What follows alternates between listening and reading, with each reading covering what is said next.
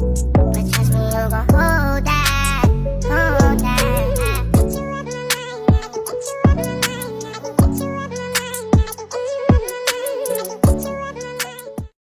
Bismillahirrahmanirrahim. Assalamualaikum warahmatullahi wabarakatuh.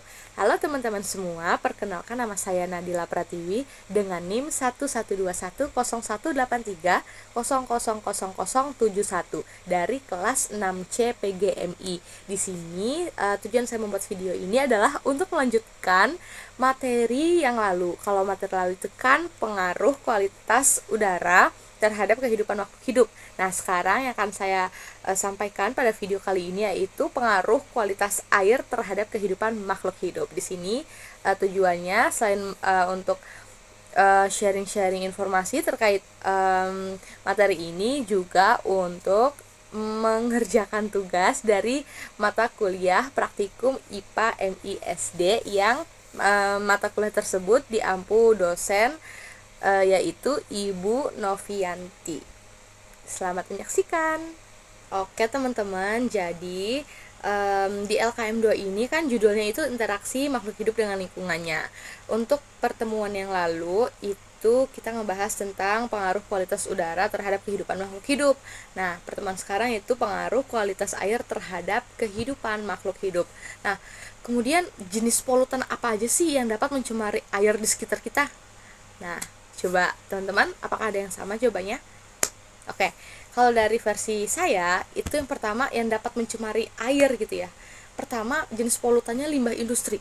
Karena limbah industri itu seringkali mengandung bahan yang berbahaya, oleh karenanya perlu dihindari agar tidak dilepaskan ke lingkungan. Limbah industri ini dapat berupa bahan organik dengan bau khas yang menyengat gitu, seperti yang dihasilkan dari pabrik tekstil, gula, kemudian kertas. Nah, ada juga limbah anorganik berupa cairan panas yang berbusa juga berwarna, mengandung asam belerang dan baunya juga sangat menyengat, seperti limbah dari pabrik baja, kemudian pabrik emas, pabrik cat, terus ada pupuk organik, farmasi, dan lain sebagainya. Terus polutan apa lagi nih? Nah, polutan yang kedua itu polutan limbah rumah tangga. Contohnya apa? Ya, contoh simpelnya itu deterjen. Itu nggak bisa dihindari lagi, itu dapat mencemari air banget. Karena kalau tanpa deterjen baju kita jadi nggak bersih gitu ya. Tapi ya sisi positifnya itu baju kita menjadi bersih gitu ya. Tapi negatifnya apa? Menjadi limbah, dapat mencemari air, dapat menciptakan pencemaran di lingkungan air. Nah, ketika limbah deterjen ini mencapai sungai gitu ya, itu bisa merubah kondisi, menyebabkan air sungai itu menjadi keruh, terus jadi berbusa, terus mengalami perubahan warna, kemudian jadi bau gitu. Nah, kemudian apalagi selain limbah rumah tangga dan limbah pabrik, ada limbah pertanian. Polutan yang ketiga dapat mencemari air itu limbah pertanian. Nah, limbah dari aktivitas pertanian itu juga dapat menyebabkan pencemaran air, terutama disebabkan oleh penggunaan pupuk dan bahan kimia pertanian seperti insektisida, terus ada herbisida. Nah, dampak negatif lainnya dari limbah pertanian ini adanya zat berbahaya dan zat beracun yang seringkali berasal dari penggunaan obat-obatan pembasmi hama dan pupuk organik seperti urea. Nah, kemudian pertanyaan kedua, adakah organisme tertentu yang berperan dalam membantu mengembalikan kondisi air tercemar seperti semula? Kalau misalnya ada, tuliskan nama organisme tersebut. Nah, yang pertama, organisme yang berperan dalam membantu mengembalikan kondisi air yang tercemar menjadi air yang bagus, air kondisi baik gitu ya. Itu ada organisme namanya mikroba Bacillus subtilis. Nah, mikroba ini digunakan dalam biodegradasi untuk mengurai senyawa kimia polutan dengan kadar tinggi dalam air yang tercemar gitu. Terus organisme apa lagi? Yang kedua ada tanaman air. Nah, tanaman air seperti Salvinia contohnya ya, Salvinia molesta dan Pistia stratiotes telah digunakan untuk pengolahan air limbah pertanian. Kemudian ada domestik dan juga ada industri. Mereka berdua tadi itu dapat menghilangkan polutan anorganik dan organik dengan cara bioakumulasi dan biosorpsi. Nah, Oke, di sini kita lanjut ke pengerjaan praktikumnya gitu ya. Alat dan bahan yang utama ya. Nah, ada alat dan bahan yang digunakan untuk membuktikan pengaruh kualitas air terhadap kehidupan makhluk hidup. Yang pertama alatnya, kita memerlukan 3 buah baskom, kemudian sendok, kemudian stopwatch atau jam tangan atau HP boleh gitu ya untuk waktu gitu. Kemudian bahan yang digunakan apa? Bahan yang digunakan adalah air. Kemudian 3 ekor ikan, bebas ikan apa aja bebas. Kemudian kemudian deterjen cair ini kita ambil permisalan dari limbah rumah tangga tadi gitu yang dapat mencemari air, dan juga 3 buah tanaman air yang sama jenisnya. Di sini yang dipakai adalah eceng kiambang. Nah, kemudian cara kerjanya gimana? Yang pertama, siapkan air dan masing-masing akuarium atau baskom kurang lebih 1-2 liter. Kemudian masukkan deterjen ke dalam baskom kedua sebanyak 2 sendok. Kemudian aduk rata. Kemudian masukin si minyak goreng ke dalam baskom ketiga sebanyak 100 ml. Habis itu masukin ikannya ke dalam setiap wadah yang tadi dalam waktu yang bersamaan. Kemudian di set waktunya ya, dimulai dari 0. Dan amati apa sih yang terjadi pada ikan dan tanaman pada waktu-waktu dalam tabel gitu. Nah, di sini ada data hasil percobaan. Data hasil percobaan ikan wadah 1. Ikan wadah 1 ini kondisi airnya air biasa ya. Kondisi airnya air biasa. Kemudian ikan wadah 2, dia airnya ini dicampur sama deterjen. Dan ikan wadah 3 dicampur sama minyak si airnya itu. Nah, kemudian itulah kalau yang bagian ikan. Kalau bagian tanaman, wadah 1 itu airnya air biasa. Kemudian wadah kedua, tanaman wadah kedua itu airnya air deterjen. Dan tanaman dengan wadah ketiga airnya air minyak gitu, campur kolaps. Nah, ini oke. Ini dia hasilnya. Baiklah, pada percobaan pertama yaitu ikan pada wadah 1 yang dicampur air biasa, pada menit ketiga ini masih berenang dengan baik dan lincah. Sedangkan wadah kedua yang dicampur dengan deterjen masih berenang dengan baik dan lincah juga. Wadah ketiga yang dicampur dengan minyak juga sama. Pada menit ke-6 ini, wadah 1 yang air biasa itu sama kayak menit ketiga ya, masih berenang dengan baik. Sedangkan wadah kedua yang dicampur deterjen, ikannya itu mulai merespon pencemaran air di dalamnya. Sedangkan wadah ketiga yang dicampur dengan minyak masih berenang dengan baik dan lincah seperti menit ketiga. Pada menit ke-9 ini, wadah pertama yang air biasa itu sama kayak menit ketiga dan ke-6 masih berenang lincah. Sedangkan wadah kedua yang dicampur deterjen, ikannya itu mulai melemah, tidak seperti pada menit-menit sebelumnya. Terus wadah ketiga yang campur dengan minyak, dia itu masih berenang dengan baik seperti menit ketiga dan 6. Pada menit ke-12 ini, ikan wadah 1 masih berenang dengan lincah. Kemudian pada wadah yang kedua yang berisi air deterjen, nah ini sih ikannya udah mulai pingsan, kemudian dia mati guys. Dan ikan pada wadah ketiga yang campur sama minyak, dia masih berenang dengan baik tanpa mengalami perubahan apapun. Pada menit ke-15 ini, ikan pada wadah ke-1 itu yang airnya air biasa itu masih berenang dengan baik dan lincah. Sedangkan wadah kedua yang dicampur dengan deterjen, airnya itu udah mati ya si ikannya itu dan udah nggak bergerak lagi. Nah, sedangkan pada wadah ketiga yang bersih dengan minyak, airnya masih berenang dengan baik sama seperti pada menit-menit sebelumnya. Oke teman-teman, selanjutnya percobaan pada tumbuhan. Nah, pada menit ketiga, wadah 1 yang berisi tanaman yang airnya itu biasa itu tidak terjadi perubahan. Begitupun dengan wadah kedua yang dicampur dengan deterjen, tidak terjadi perubahan. Dan wadah ketiga yang airnya itu dicampur dengan minyak juga tidak terjadi perubahan apapun. Pada menit ke-6 ini, wadah 1, wadah 2, wadah 3 ya, itu tidak mengalami perubahan apapun, sama seperti pada menit ketiga. Masih sama seperti pada menit ketiga ke-6. Pada menit ke-9 ini, wadah 1, wadah 2, wadah 3 juga tidak mengalami perubahan apapun. Pada menit ke-12 ini untuk wadah pertama dan wadah ketiga itu tidak mengalami perubahan apapun, sedangkan wadah kedua yang airnya itu dicampur dengan deterjen dia mulai mengalami ancang-ancang perubahan ya, perubahan layu gitu, tapi dia belum layu. Dan pada menit ke-15 ini, seperti yang di menit ke-12, wadah kedua yang dicampur dengan deterjen yes, tumbuhannya layu. Sedangkan pada wadah pertama dan wadah ketiga tidak mengalami perubahan apapun. Kenapa hal tersebut bisa terjadi pada tumbuhan kiambang? Nah, karena dalam beberapa penelitian, tanaman kiambang ini telah terbukti efektif dalam menghilangkan logam berat seperti besi atau tulisan kimianya itu Fe dari air yang tercemar. Nah, selain itu, tanaman kiambang ini juga dapat digunakan untuk mengurangi kandungan deterjen dan minyak dalam air limbah domestik melalui proses fitoremediasi. Jadi cukup berguna sekali tanaman kiambang ini dalam kehidupan sehari-hari.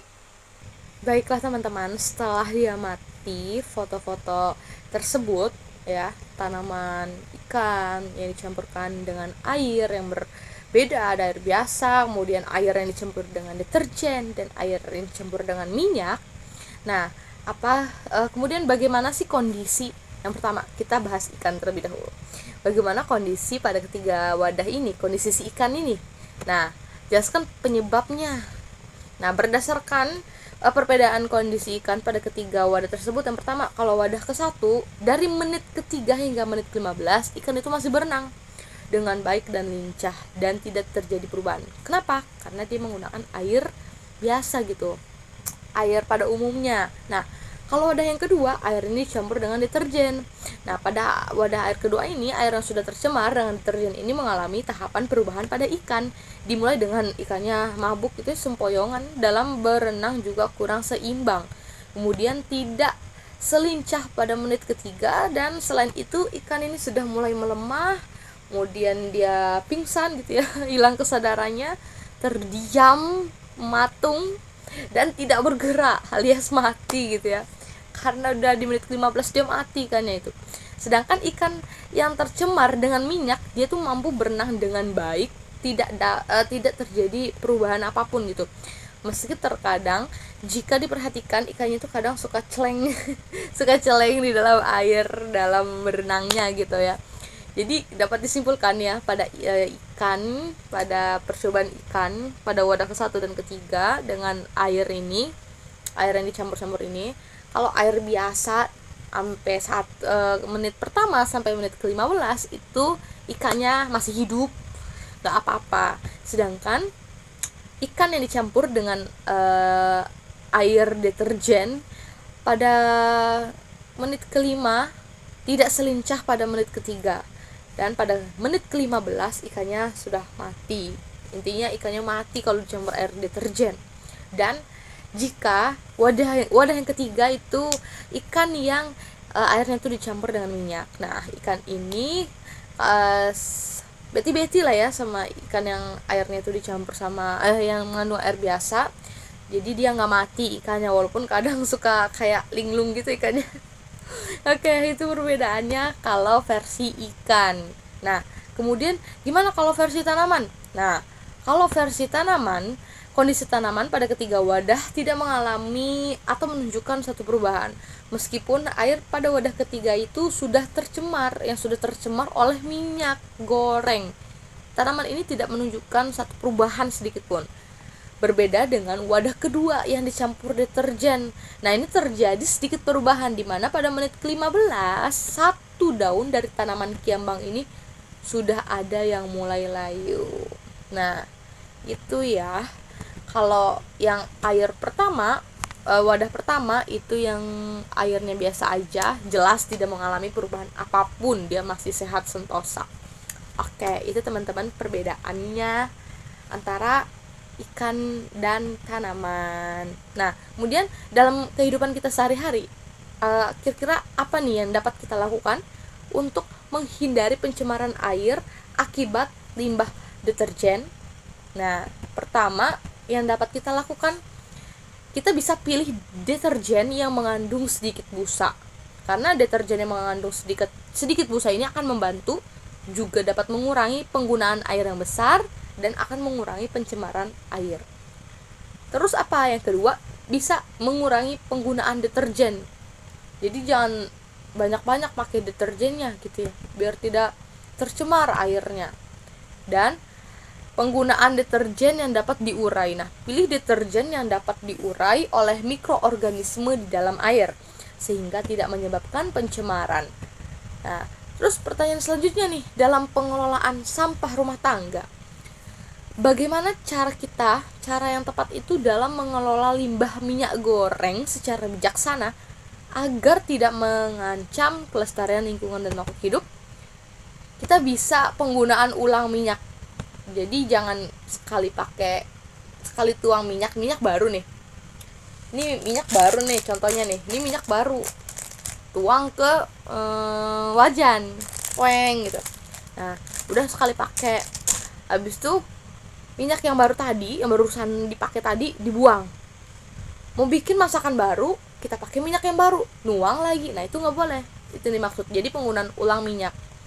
Minyak yang baru tadi bisa dipakai lagi gitu, jadi nggak sekali pakai buang. No, itu karena bisa mengancam kelestarian lingkungan dan makhluk hidup. Nah, terus yang kedua, kita bisa mendaur ulang minyak. Bawa minyak bekas ke tempat pengepul limbah yang dapat mendaur ulang minyak bekas menjadi produk lain seperti biodiesel gitu ya. Dan jangan membuang ke saluran air karena itu bahaya banget ya.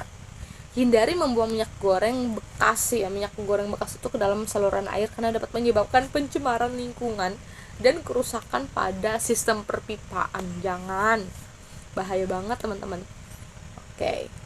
Kemudian kesimpulan dari hasil percobaan itu, pada eksperimen ini menunjukkan bahwa kualitas air itu sangat penting bagi kehidupan kita, makhluk hidup, boleh manusia, tanaman, maupun hewan. Nah, telah diamati 3 wadah berisi air ini tidak tercemar.